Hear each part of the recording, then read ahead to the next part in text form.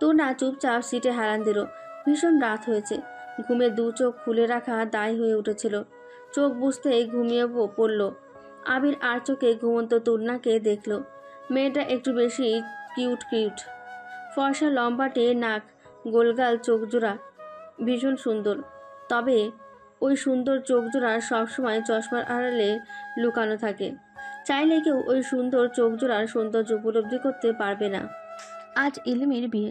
বিয়ের সব কিছু প্রয়োজনের তুলনায় একটু বেশি যেন স্বাভাবিক নিয়মে চলছে, যেন কাল কোনো কিছুই ঘটেনি। তবে সব থেকে অস্বাভাবিক হচ্ছে বিয়ের কোণে, যাকে এই মুহূর্তে কপালে আঘাত, হাতে আঘাত নিয়ে বউ সাজানো হচ্ছে।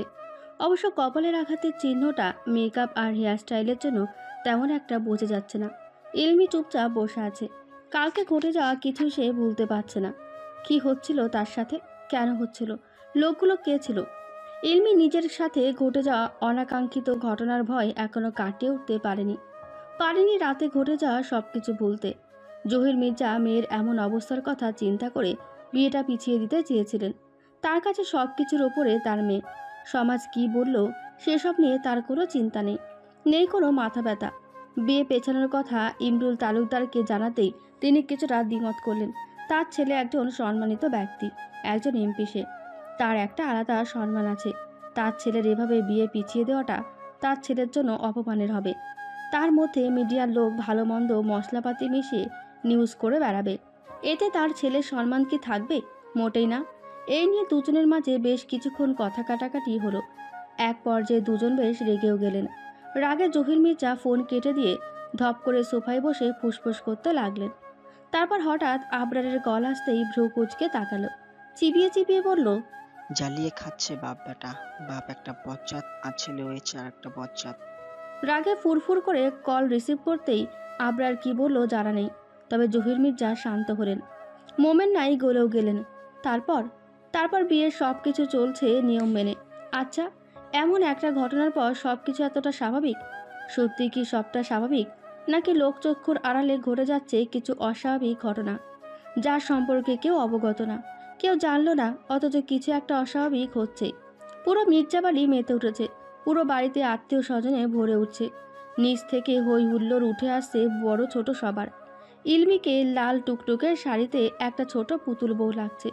ইলমির থেকে চোখ সরানো দায় হয়ে উঠেছে একদম। তন্নি একরাশ মুগ্ধতা নিয়ে ইলমিকে দেখছে। একটা মেয়ে কেন এত কিউট হবে? নিজের চোখ থেকে কাজল নিয়ে ঘাড়ের কাছটায় টিপ থেকে দিয়ে বলল, মাশাল্লাহ মাশাল্লাহ, লাল টুকটুকে এই বাচ্চা বউটার উপর কারো নজর না লাগুক। আমিনা বেগম তন্নির হাতে করে সব গহনা গাটি পাঠিয়ে দিয়েছেন। সব গহনাগুলো একে একে ইলমি পরানো শেষ হতেই নিচ থেকে সরগোর শোনা গেল, বর এসেছে, বর এসেছে। এতক্ষণ যাবৎ সবাই ইলমিকে দেখতে ব্যস্ত। এখন সবাই ইলমিকে একা রেখে ছুটল বর দেখতে। ইলমু কিছু বলতে নিয়েও পারল না। তার আম্মার হুকুম, যে হুকুম সে অমান্য করবে না। আগ বাড়িয়ে কোনো কাজ করবে না। কাউকে না জানিয়ে রুমের বাইরেও যেন পা না রাখে, অযথা একটা কথাও না বলে। ইলমি চুপচাপ চোখ মুখ কুঁচকে বসে বলল, আজব, বর দেখতে এভাবে ছুটে যাওয়ার কি আছে? বরটা কি নতুন মানুষ নাকি? ওনাকে তো সবাই চিনে, এত ঘটা করে দেখার কি আছে? ওর ভাবনার মাঝেই ওর ফোনটা বেজে উঠল। ইলমি চোখ মুখ দ্বিগুণ পরিমাণে কুঁচকে ড্রেসিংয়ে থাকা ফোনটার দিকে চাইল। ইলমি এখন বিছানায় বসে আছে, উঠে হালকা ঝুঁকলেই ফোনটা হাতে নিতে পারবে, অথচ এই কাজটা তার কাছে খুব খুব খুব বিরক্ত লাগছে। মনটা চাইছে না উঠে দাঁড়িয়ে ফোনটা হাতে নিতে। বিরক্তিতে চ শব্দ করে ফোনটা হাতে তুলে নিতেই দেখলো আবরারের কল। ইলমি চৌকিতে স্ক্রিনে তাকালো। সত্যি আবরারের কল। ভীষণ আশ্চর্য হলো, কিন্তু হঠাৎ এখন? আগের বারের মতো ভুল সে করতে চায় না, তাই তড়িঘড়ি করে কলটা রিসিভ করে বলল, হ্যালো, আপনি? ওপাশ থেকে গম্ভীর স্বরে বলল, চল ছোট ছোট কিউট বাচ্চার মা হওয়ার জন্য তৈরি হয়ে যা। ইলমি কিছু বলল না। লজ্জায় গাল দুটো লাল হয়ে উঠল। লোকটা কি অদ্ভুত, কি নির্লজ্জ! বিন্দু মাত্র লজ্জাও কি তার নেই? আজকের দিনটাতেও লজ্জা দিতে ছাড়ল না। অবশেষে সেই কাঙ্ক্ষিত সময়টা আসলো। 3 কবুল বলে তাদের বিয়েটা সম্পূর্ণ হলো। যেহেতু ওদের পাশ আগে থেকেই রেজিস্টার করা ছিল, নতুন করে আর করতে হলো না। সব কিছু খুব সুন্দর করে শেষ হলো। বিয়েটা কোনোরূপ ঝামেলা ছাড়াই সম্পূর্ণ হলো। বিয়েটা শেষ হতেই পুরো মির্জাবাড়ি দ্বিগুণ আনন্দে মেতে উঠল। আবিরার পরনে ব্লু রঙের লং গাউন। বিয়ে বাড়িতে আসার জন্য 3 বোন খুব সুন্দর করে সেজে এসেছিল। চুলগুলো খোলা রেখেছিল, তবে এখন মনে হচ্ছে চুলগুলো বাঁধা দরকার। খাওয়া দাওয়ার সময় আপাতত চুলগুলো খোলা রেখে সে খেতে পারবে না। বিপত্তি বাঁধল তখন, যখন মনে হলো সে সাথে করে হেয়ার ক্লিপ আনেনি। হুট করে কিছু মনে পড়তেই চটজলদি পা বাড়ালো ইলমির রুমের দিকে। সে চাইলেই ইলমির হেয়ার ক্লিপ নিতে পারে। খোঁজাখুঁজির পর হেয়ার ক্লিপও পেয়ে গেল। ড্রেসিংয়ের সামনে দাঁড়িয়ে সময় নিয়ে সুন্দর করে চুলগুলো বেঁধে নিল। হঠাৎ বাইরে কাঙ্ক্ষিত মানুষটার গলার স্বর শুনে তাড়াহুড়ো করে রুম থেকে বের হয়ে নিচের দিকে ছুট লাগালো। অতঃপর লোকটার সামনে যেতে থতমত খেয়ে থেমে গেল। এভাবে সামনে পড়ে যাওয়ায় আবিরা একটু অপ্রস্তুত হয়ে গেল, আর চোখে চাইল। লোকটা বোধহয় বিরক্ত হলো, কিঞ্চিত ভ্রুকুচকে থমকে বলল, এভাবে ছুটছো কেন? পরে গিয়ে হাত পা ভাঙবে তো। আবিরা মাথা নিচু করে নিল। আসলে তো সেভাবে ছুটলো কেন? ছুটলো তো ছুটলো, একদম লোকটার সামনে এভাবে এসে পড়বে? কি অদ্ভুত। আবিরা মাথা নেড়ে বলল, না আসলে একটু দরকার। ইমির ভ্রু কুচকানল, বলল, যাও। আবিরা মাথা নেড়ে ধীর পায়ে হাঁটল। দু পা এগিয়ে বিড়বিড় করে বলল, লোকটা কি আমায় দেখছে? তারপর আর চোখে পিছু ফিরতেই দেখলো তার কাঙ্ক্ষিত মানুষটা তাকে দেখছেই না, বরং লোকটা তার আগেই জায়গা ত্যাগ করেছে। আবিরের মনটা খারাপ হয়ে গেল। এই লোকটা কি কখনোই তার অনুভূতিগুলো বুঝবে না, নাকি বুঝেও না বোঝার ভান করে থাকে? সে কি তবে অন্য কাউকে ভালোবাসে? ঘড়িতে 11টা বেজে 20 মিনিট। এবার ইলমির বিদায়ের পালা। বিয়ে বাড়ির সব থেকে হৃদয় বিদারক এই মুহূর্ত কোণে বিদায়। আনন্দঘন পরিবেশে নেমে এলো শোকের ছায়া। একজন বাবার বুকের ভেতর জমে থাকা কষ্টটা এবার দ্বিগুণ হয়ে উঠল। একজন বাবার কাছে সব থেকে কষ্টের, সব থেকে দুঃখের মুহূর্ত যদি বলা হয় কোনটা, নিঃসন্দেহে বলা যায় তার কলিজার টুকরাকে অন্যের হাতে তুলে দেওয়া, তার রাজকন্যাকে বিদায় দেওয়ার মুহূর্তটা। তেমনি একজন মেয়ের কাছেও এই মুহূর্তটা ভীষণ কষ্টের। নিজের ভালোবাসার আপন মানুষগুলোকে ছেড়ে এক অজানা পরিবারে চলে যেতে হয়। কি অদ্ভুত নিয়ম। আচ্ছা, এমন নিয়ম না হলে কি বেশি ক্ষতি হয়ে যেত? এমন হতে পারত একজন মেয়ে সারা জীবনের জন্য তার বাবার রাজ্যের রাজকন্যা হয়ে থাকবে? নিয়তি কেন এত কঠোর নিয়ম মেয়েদের উপর চাপিয়ে দিল? এই যে হাজার কষ্ট বুকে চেপে নিজের আপন মানুষগুলো ছেড়ে যেতে হয়, একজন মেয়ের চেয়ে ভীষণ কষ্ট হয়, ভীষণ ভীষণ। জহির মির্জা তীব্র কষ্ট বুকে চেপে ঠোঁট চেপে কান্না আটকানোর চেষ্টা করলো। বাবাকে এমন তীব্র কষ্টে ছটফট করতে তখনই দেখেছে ইলমি, যখন সে অসুস্থতায় কাতর হয়ে ছটফট করেছে। নিজের অসুস্থতায় বাবার অশ্রুসিক্ত নয়নে তার জন্য তীব্র কষ্ট দেখতে পেত। বাবার চোখে আজ তার থেকে দ্বিগুণ পরিমাণে কষ্ট দেখতে পাচ্ছে ইলমি। ইলমি বাবার এমন অবস্থা দেখে ফুপিয়ে কেঁদে উঠল। জহির মির্জা মেয়ের এমন অবস্থা দেখে নিজেকে স্বাভাবিক রেখে মেয়েকে বুকে জড়িয়ে নিল। ইলমি তখনও ফুপিয়ে ফুপিয়ে কাঁদতে লাগলো। আমিনা বেগমও মেয়েকে জড়িয়ে ধরে কেঁদে উঠল। ভুল করলে কাকে বকবেন সে, কার সাথে চেঁচামেচি করবেন?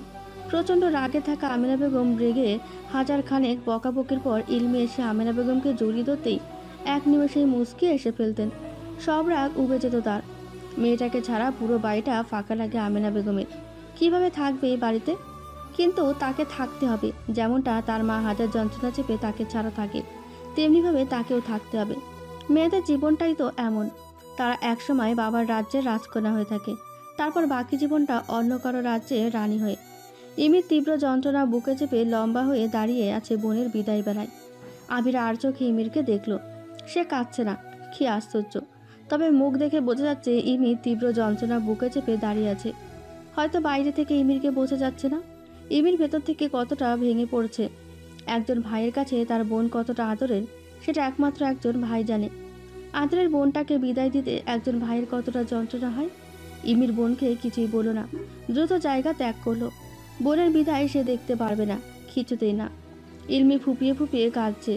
এখনও আবরার পাশে দাঁড়িয়েছিল। জহির মির্জা নিজেকে শক্ত রেখে মেয়ের হাত আবরারের হাতে তুলে দিতেই আবরার ইলমির নরম হাতটা যত্ন সহকারে ধরল। তুরফার কেন যেন রাগ লাগছে। লোকটা কেন তাকে মিথ্যা বললো? কেন আসলো না? পুরো বিয়ে বাড়িটাতে খুঁজলো, অথচ পেল না লোকটা আসবে না। তবে তুরফাকে কেন বললো সে আসবে? সে যাই হোক, কে আসলো কে না আসলো, কে কথা রাখলো না রাখলো, তাতে তুরফার কি যায় আসে? কে হয় লোকটা তুরফার? কেন এত ভাবছে লোকটা নিয়ে? আজও ভাববে না আর ভাববে না লোকটাকে নিয়ে। তুরফা মুখ গোমরা করে গাড়িতে উঠে বসলো। রাত বাড়ল, ঘড়ির কাঁটা গিয়ে ঠেকলো 1টায়। পুরো রাস্তা ফাঁকা, জনমানবহীন।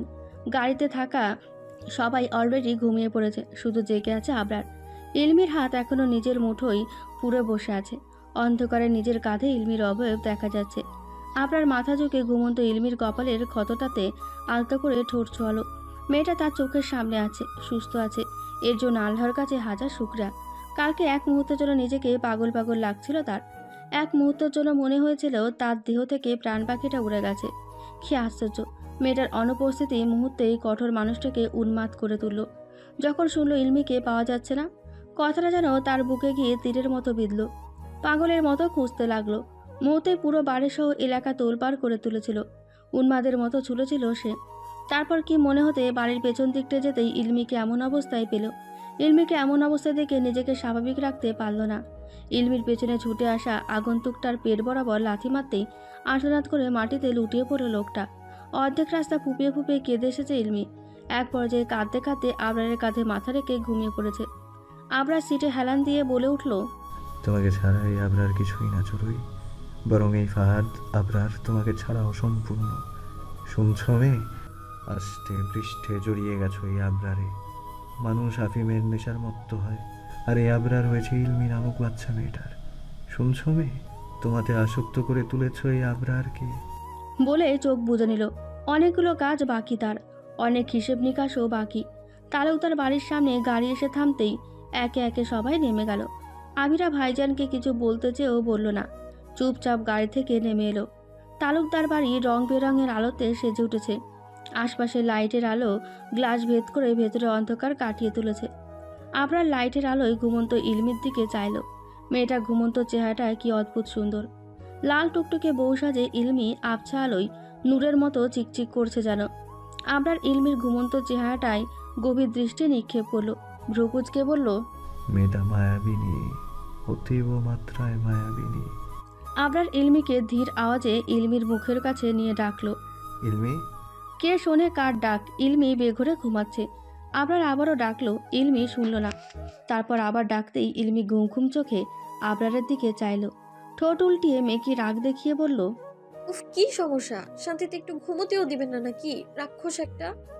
আবরার মুচকি হাসলো। যে মেয়েটা অর্ধেক রাস্তা ফুপিয়ে ফুপিয়ে কাঁদছিল, সেই মেয়েটাই এখন সব ভুলে নিশ্চিন্তে ঘুমে বিভোর। ঘুমের করে কাকে কি বলছে টেরও পাচ্ছে না। যার কাঁধে মাথা রেখে ঘুমোচ্ছে তাকে কিনা রাক্ষস বলা হচ্ছে।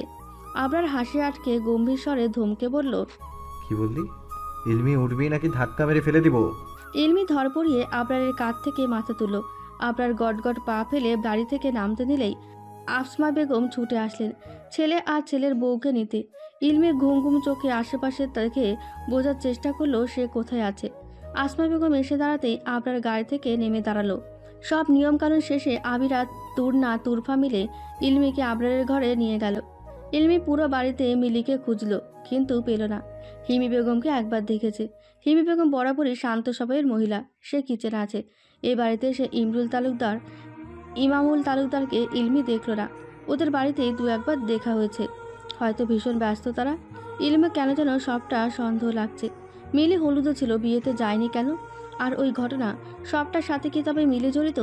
সে কি ইচ্ছে করে এসব করেছিল? যদি তাই হয় তবে কেন? আবিরাকে বলল। মিলি আপা কোথায়?